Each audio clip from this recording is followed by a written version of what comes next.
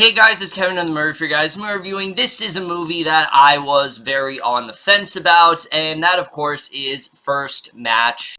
And what First Match is essentially about is we center on this girl, Monique, and she lives in this very harsh environment in Brooklyn, and she basically for years has been like back-to-back in different foster homes, and she's finally gotten kicked out, and she ends up running into her father, who actually used to be this very well-known, wrestling type star, and basically in the hopes of getting back into his good graces, she decides to join the all-boys wrestling team, and that's really all I'm gonna say.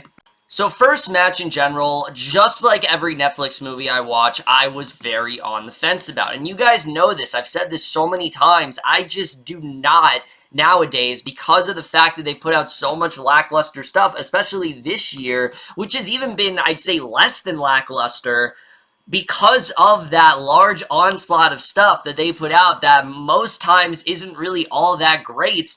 I just don't have a lot of hope when it comes to Netflix. I really don't. And First Match, to me, it just looked very generic. It looked like every other sports movie I've ever seen before, and I just did not have that much initial hope for it. However, I did actually hear decent things about it, and I'm happy to report to you guys, First Match is easily the first Netflix movie I've seen this year that is legitimately great. This is a great movie. It is much closer to what they need to be putting out, and we're just getting into it right now, starting off with the cast. And without a doubt, that is definitely one of the best things about this movie, especially when it comes to our main lead here. Elvire Emmanuel is phenomenal as Monique. I really loved her in this role, because here's the thing. When you first see Mo, she isn't necessarily a likable character. I mean, she's someone who, she has a, she doesn't have a lot of morals. She is very promiscuous. She's very rebellious in that sense. She's not really making that great of choices. But when you look at the environment that Mo has been in and the very harsh realities of, what she's had to endure, you can really see why she would be this way. And Emmanuel does a really good job of getting us to sympathize with Mo. She isn't necessarily trying to justify what Mo is doing, but you can definitely see where Mo is coming from. And you really do want her to turn her life around. I think she did a really great job in this film. She has some incredible scenes for sure. I think definitely she has tons of potential out of this movie, and like I said, this is definitely some of the best Netflix films have been ones where they focus, where the main character is largely unknown, and I think that is definitely one of the best things about this film for sure. She was fantastic here. And then Yahya Abdul-Mateen II as Jharrel, her father, I thought also was really great. And similar to Mo, they're not trying to sympathize with Jharrel. I mean, Jharrel is not really a good father at all.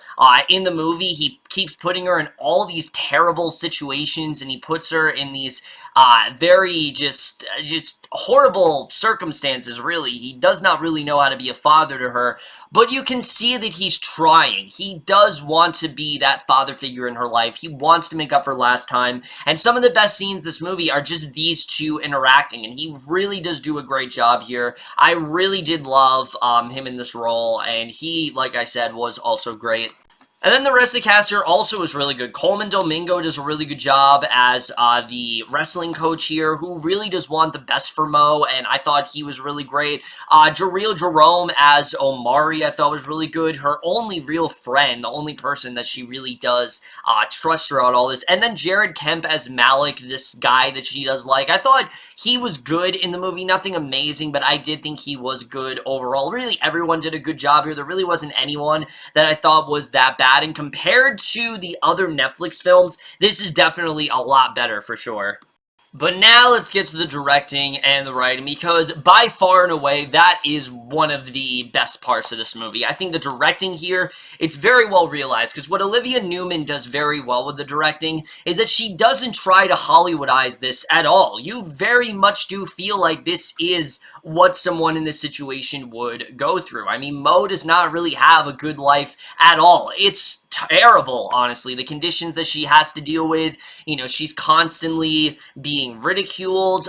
People just do not see her in a very good way, and I thought the directing was really good. It was very unapologetic, it was very realistic, and the film does veer into some comedy, but it never really feels out of place. I thought the comedy was very well balanced here, and I really did enjoy the directing, I have to say. I thought it was definitely very solid, but the writing also is what very much impressed me, because you guys know I'm not a huge fan of sports films. I'm really not. I just don't find them very interesting most of the time. They feel very derivative, and this one really didn't, and that's mainly because it focuses less on her and this boys wrestling team and more on her and the relationship with her father, and that story is very interesting. There's a lot of stuff that these two are going through. Obviously, he's trying to make up for lost time. You know, does she really want to be in his life right now? Does she really, or more, you know, more importantly, does she want him in his life right now? And that whole story is very interesting. I think they did a really good job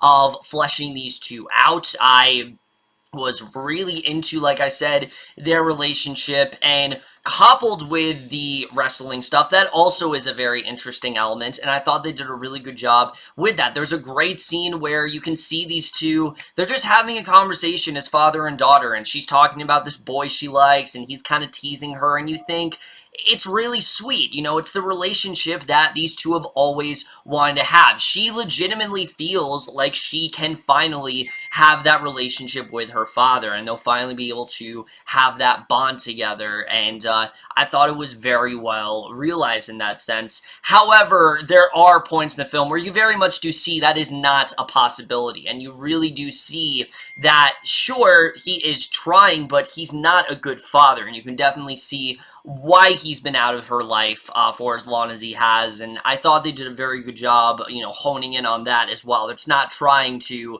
say that, you know, because of all these good things he's doing, that, you know, counts out all the terrible things he did to her as well, and I'm glad that they didn't try to do that here. However, I don't think this movie is perfect, and I will say there are a few too many subplots in this movie.